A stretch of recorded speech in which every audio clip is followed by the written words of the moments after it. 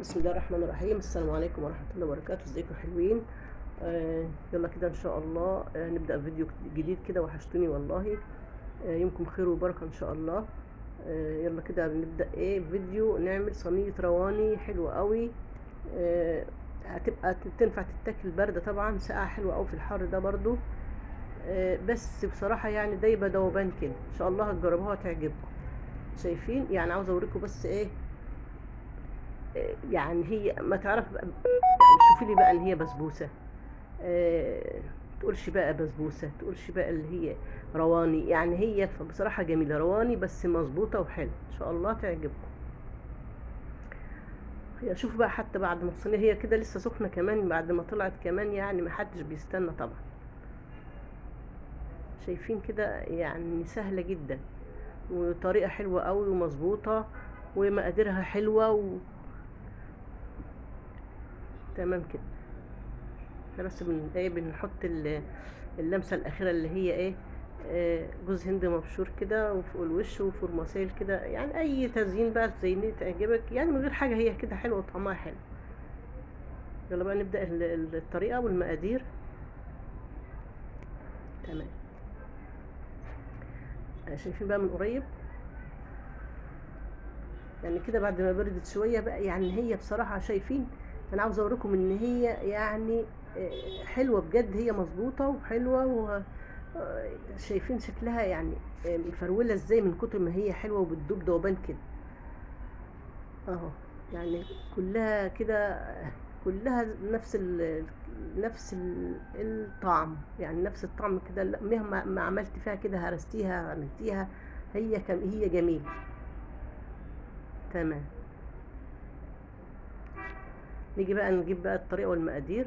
هنعمل اول الشربات 3 كوبايات ميه و3 كوبايات سكر، بس انا هحط 3 كوبايات ميه وكوبايتين ونص سكر.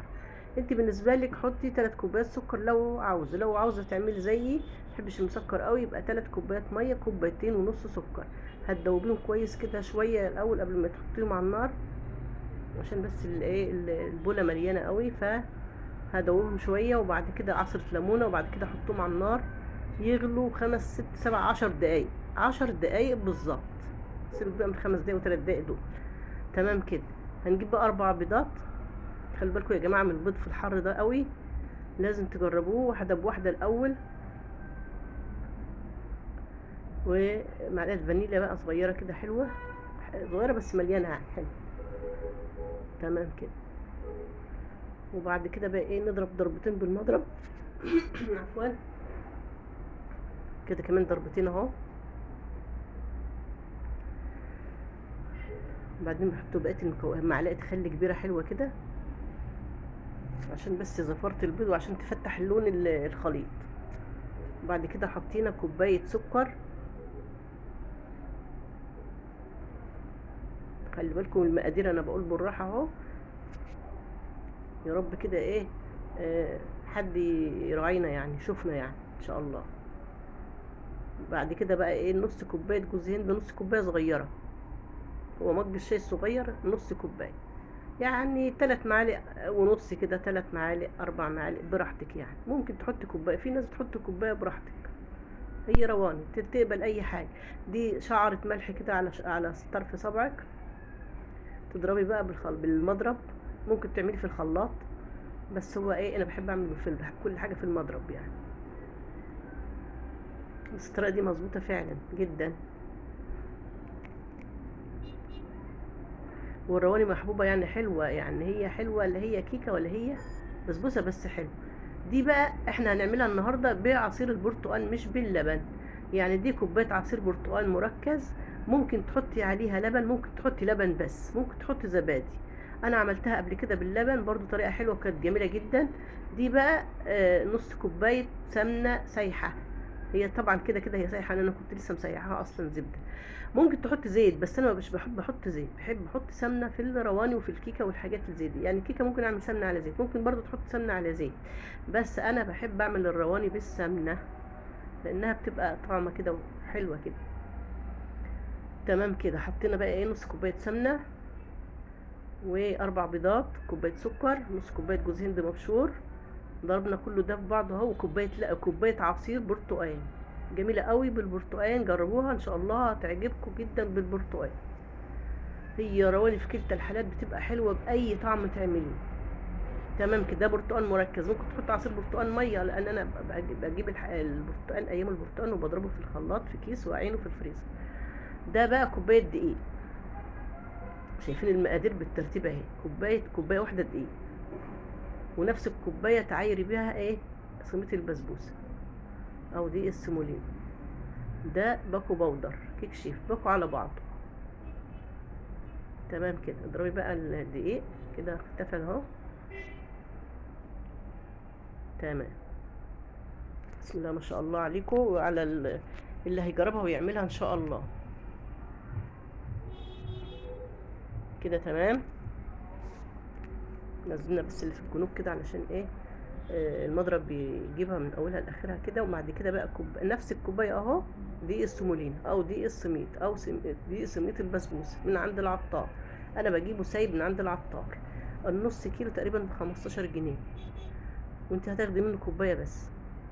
اضربي بقى كويس كده شويه حلوين. انا حطيت السميد في الاخر لان هو ايه، آه، زي ما انتم عارفين سميد البسبوسه ده بيشرب المكونات، فيشربها هينشفها شويه، فحطيه اخر حاجه خالص. ضربتين كده. وبعد كده تمام تكوني مجهزه صينيه اهي، صينيه فرن كده ايه، صينيه زي صينيه الكيكه يعني، دهنها ماده دهنيه زيت او سمنه، برضو انا دهنتها سمنه برضو. آه، مش مهم تحطي فيها ورق زبده او دقيق او اي حاجه، عادي جدا اهي. تمام كده. المقدار جميل قوي ومظبوط وزي الفل. كده هندخلها الفرن بقى. الفرن طبعا سخنته وانا اول ما بدات. الجو حر، ما طبعا ما تسخنوش الفرن اول الايام دي عشان الجو حر بيسخن بسرعه. حطيتها على 160 170. وبعد كده شغلت الشوايه، حمرت وشها كده بنفس الشكل الجميل ده. صراحه التصوير بتظلمها لان وشها مظبوط جميل جدا، مظبوط قوي. وشها متحمر حلو يعني. جبنا بقى الشربات اهو بعد ما نزلناه من على النار وسبناه في المطبخ زي ما هو، يعني ما يكونش بارد ولا سخن، دافي. وهي سخنه هي مولعه جايه من الفرن. وشايفين بتشرب الشربات ازاي. حطي بقى المقدار كله، او ممكن كنت اسيب الحبه دول مش مشكله. اهي شربت المقدار كله خالص خالص عشان تجيب من تحت ال الرواني. وغطيها شويه عشان وشها ما ينشفش. تمام كده. شايفين الشكل الجميل ده بقى، والله طعمها تحفه. طب بس انتوا جربوها هتعجبكم ان شاء الله. شايفينها من الجوانب من كله حلوه قوي قوي قوي. ان شاء الله تعجبكم. الف هنا وشفا لكل اللي يجربها ويعملها. وما تنسوناش في اشتراك ولايك يا جماعه. اشتراك ولايك يا جماعه مش هيكلفكم اي حاجه خالص، انت كده كده عندكم النت. تمام كده. شايفين بقى بسبوسه، شايفين وهي طالعه من الفرن كده سخنه.